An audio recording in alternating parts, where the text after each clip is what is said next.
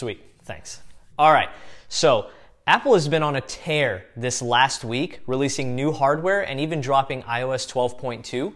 But in today's video, we're gonna focus on something that's kind of new for Apple, and that's their big focus on services. So in this video, we're gonna break down Apple TV Plus, Apple News Plus, Apple Card, and Apple Arcade, and tell you guys what we know now.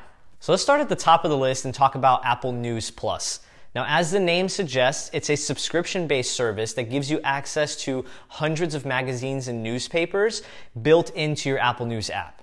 So if you're using Apple News right now, you're still gonna have access to a lot of those free articles that you read today, but Apple's gonna build in an additional service where if you pay a low monthly cost, you have access to tons of different newspapers and magazines. And I believe the official number Apple used was over 300 different publications, with the majority of them being magazines, obviously. I think over 250 publications or magazines, and only a handful are actual newspapers, with some of the biggest players being the LA Times and the Wall Street Journal.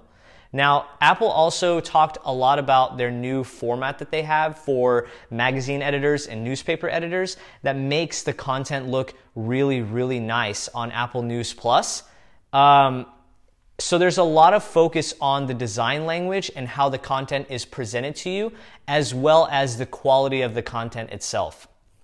And Apple did also touch on privacy, and they wanted everyone to know that the stories that you read are not shared with Apple, and that information cannot be shared with other companies so they can present other advertisements or things you might be interested in based on what you're reading.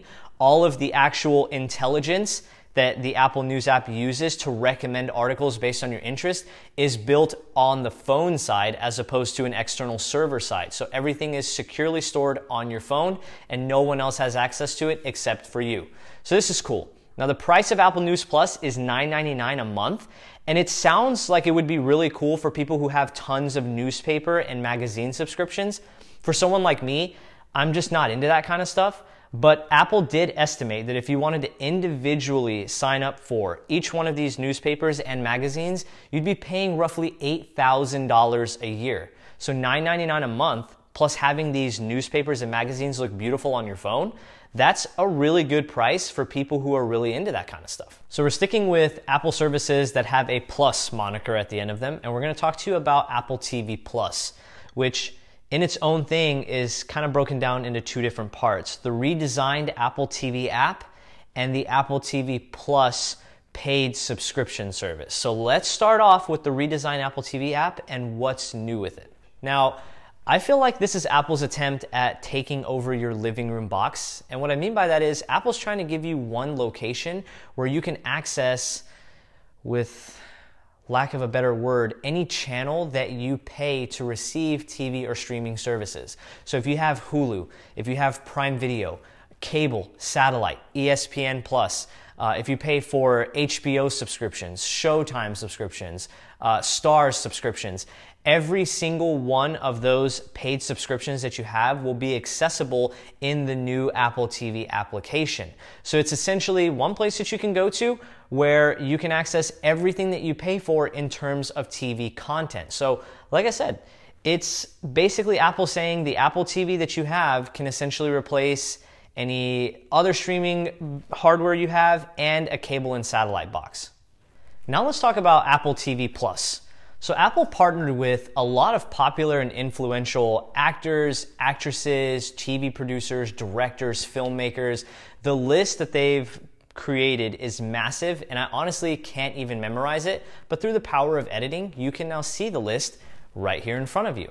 So yeah, the amount of people that they've partnered with is crazy. And Apple TV Plus is essentially going to be a paid subscription service that's 100% ad-free, and it's going to feature tons of Apple original content created by these people that they've partnered with.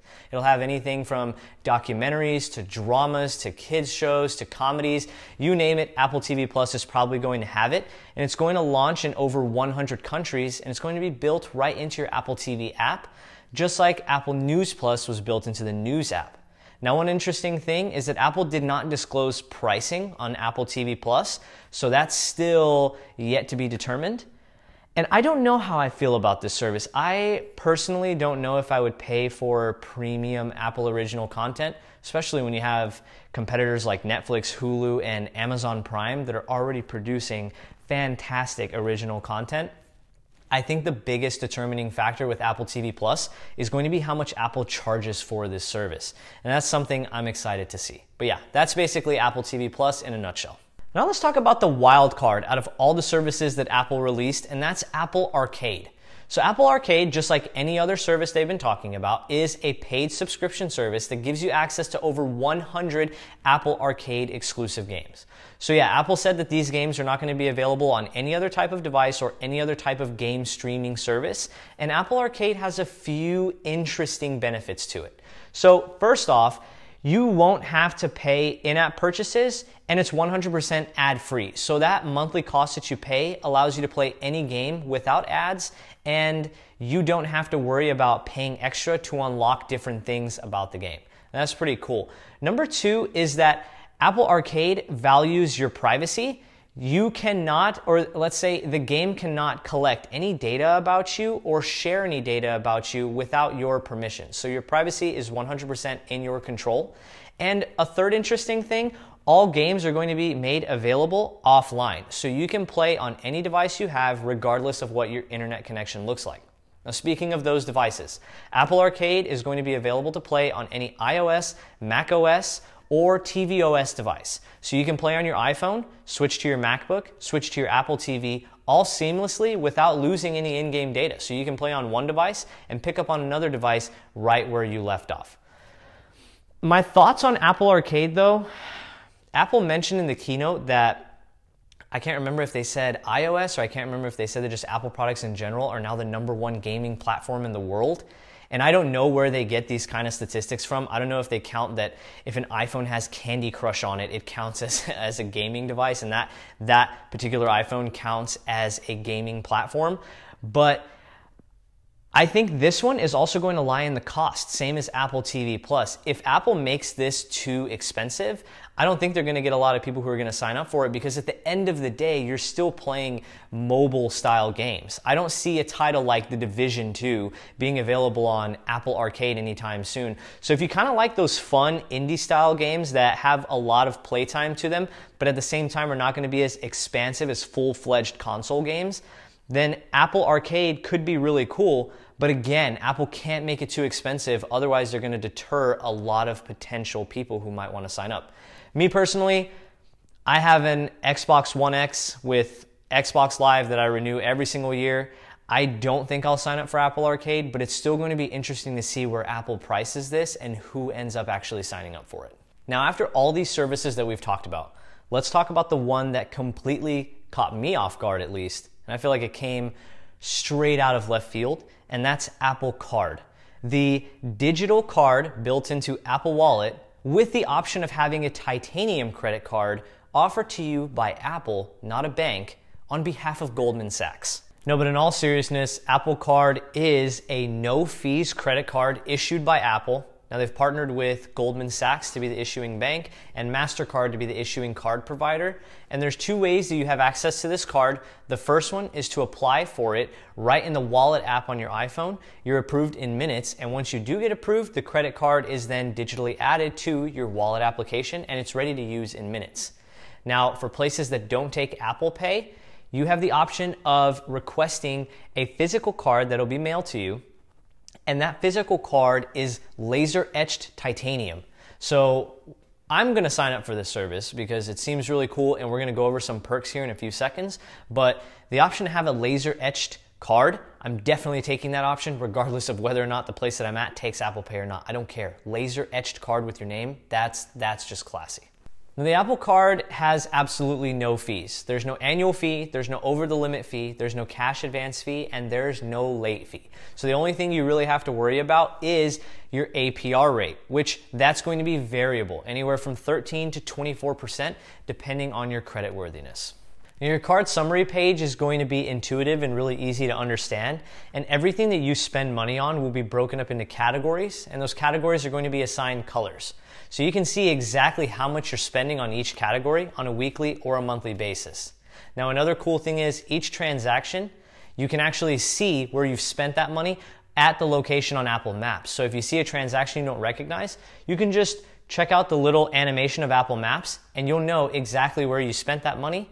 And if you didn't happen to spend that money and you need to get a hold of customer service, you can actually text them right in iMessage. Now, Apple shows you the example of someone texting a customer service representative to change their address right through iMessage, and it's done within a matter of seconds to minutes. So the focus on your transactions, where you spent your transactions, so you have that peace of mind, and the ease of getting a hold of customer service is crazy. Now let's talk about cash back. And Apple does something where they give you cash back on this card as you're making purchases. So with some cards, you wait like a week or two or even towards your next statement to get cash back bonuses applied to your account. But with the Apple Card, you get cash back as you're making purchases. And here's how it kind of breaks down. If you have the physical card, any purchase made on the physical card gives you 1% cash back. Any purchase made using the digital card in Apple Pay gives you 2% cash back, and any purchase made at Apple, whether it's the physical or digital card, gives you 3% cash back. And there's no limit to how much cash back you can earn in a single day. Now, all this cash that you get back will go to your Apple Pay cash card, assuming you have one set up, and that makes it like real cash. You can transfer it to your bank account, or you can, I don't know, pay a friend back for lunch, or send it to someone if you owe them money, or heck, use it on another purchase. But either way, it is actual cash that you see every day whenever you're making your purchases, and that's pretty cool too. So we talked earlier about the APR or interest rates, and the way Apple actually handles interest charges on your card is also really interesting. So when you go to pay your credit card payment on most any other credit card you have, a lot of times those credit card companies are going to give you a recommended minimum amount to pay. But the thing about those minimum amounts is you end up paying a lot of interest down the line. Now, in that card summary section, when you go to make a payment, Apple actually has this like ring animation that shows you the estimated amount of interest you're going to pay based on your payment amount. And at some point in time, it'll even show you that you're going to pay no interest once you get to a certain payment amount. And it does all that in real time. So it allows you to make a much more informed decision on how much you actually want to pay and how much interest that's going to cost you down the line. That's also really cool. I think that covers just about every single service Apple launched recently. There are a lot of interesting things coming, and I know we didn't really talk about release dates, so let's get that out of the way as well. So Apple News Plus, the updated news application, is actually available today. All you have to do is download and install iOS 12.2 on your iPhone. Now, in terms of the redesigned Apple TV app, that's going to be available in May. Apple TV Plus and Apple Arcade are going to be available fall of 2019, and the Apple Card will start taking applications summer of 2019. There aren't any exact dates given, otherwise I would give those to you. Those are just the estimated dates that Apple is giving us, and we'll update you over time. And with a lot of those services, there are no costs still given out as well. We don't know how much Apple Arcade is going to cost, Apple TV Plus.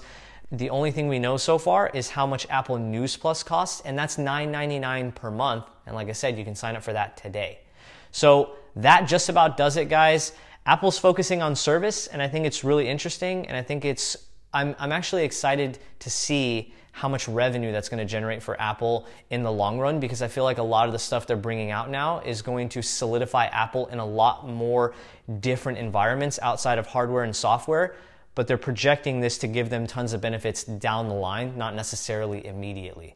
But I'm all done. If you guys have any questions about any of the services we talked about, leave them in the comment section down below. Don't forget to like and subscribe while you're down there, and I'll catch you guys in the next one. Peace. Cue the music. With some of the biggest players like the New York Times and, no, was it the New York Times? Washington Post. Was it Washington Post? I thought they said the New York Times. No, nope, it's the Wall Street Journal. Wall Street Journal? Wall Street Journal, bro. And LA Times. LA Times. Wow.